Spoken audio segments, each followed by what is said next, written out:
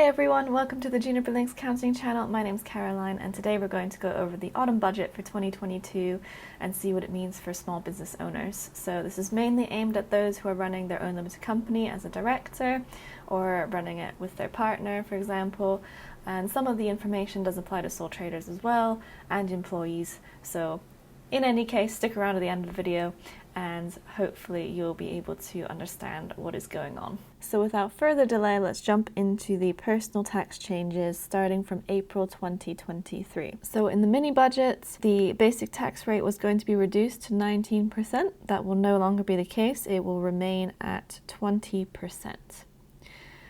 The living wage will be increased to £10.42 per hour. And that's kind of to stay in line with inflation. The Class 2 national insurance amount for self-employed individuals will increase to £3.45 per week. That's a very minimal increase, but it is an increase nevertheless. The upper/additional rate threshold will be reduced to £125,000. This was previously £150,000. Previously, you would start paying as a regular employee, let's say 45% tax from £150,000. Now you'll pay it from £125,000, which is also when your full personal allowance is removed, because when you exceed £100,000 worth of income, your personal allowance starts reducing for every £2 you go over. And this will effectively mean as soon as you lose your personal allowance, you also get hit with the 45% tax bracket, or for dividends is about 39%, but I will get into that in a little bit. All allowances will be frozen until April 2028. So previously this was supposed to be April 2026, but they've extended it for a further 2 years. So the personal allowance, employees, NI threshold, and lower profits limits for self-employed individuals will all be at $12,570 until further notice. I mean, they could change this later. That effectively is the amount you can receive without any tax or employees' national insurance or self-employed national insurance, apart from the Class 2 NI. Employers' NI threshold will stay at $9,100, so they're not providing any relief for employers.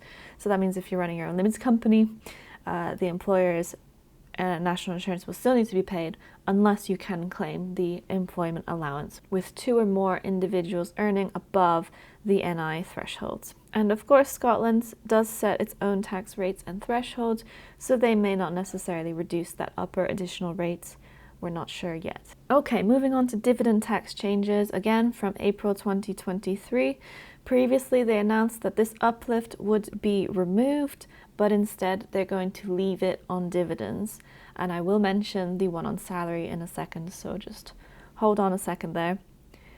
So dividend tax will be 8.75%, 33.75%, and 39.35% in the lower, higher, and upper rates, respectively. The dividend allowance will also reduce to £1,000 from April 2023 and then to £500 from April 2024. If you were paying dividend tax in the lower rate threshold to start with, and this is where you were using this allowance, it's actually going to cost around £88 with the first reduction and then a further £44 with the second reduction. Okay, health and social care levy. I touched on this point before, and as announced in the mini budget, they will go ahead and cancel that 1.25% uplift from the 6th of November 2022. So that's from this month. That means on your payslips, there would no longer be this 1.25% increase to national insurance. So the rates going forward would be 12% for employees and 13.8% for employers like before.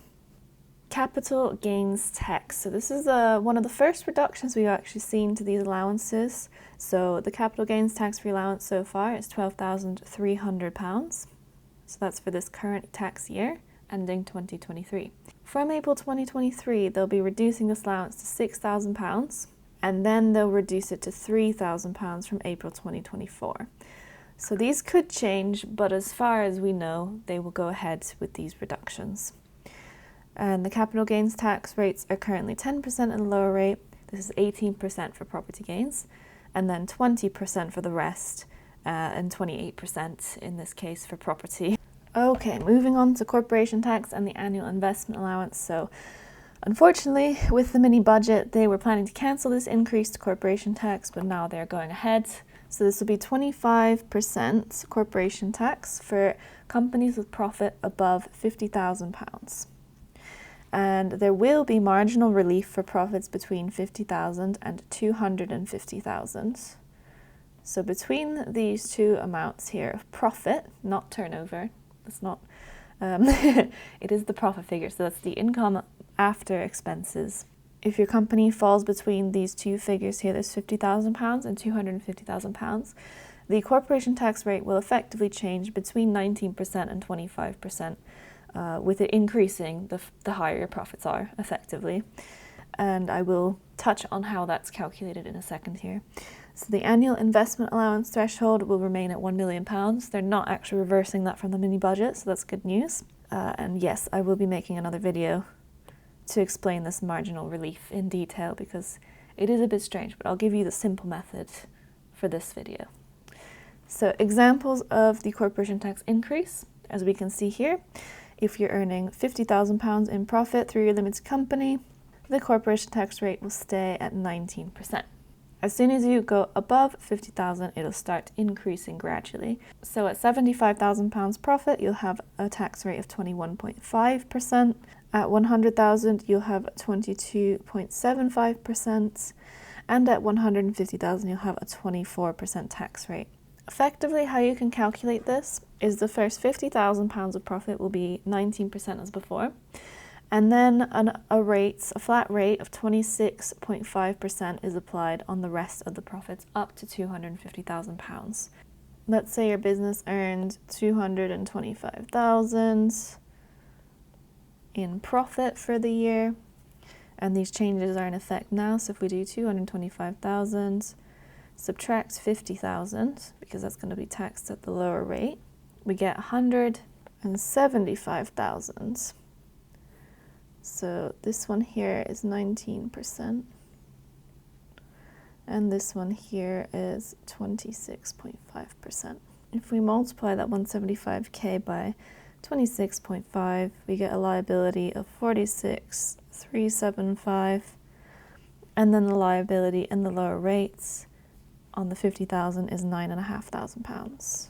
So when we add those two together, we get a tax liability of £55,875.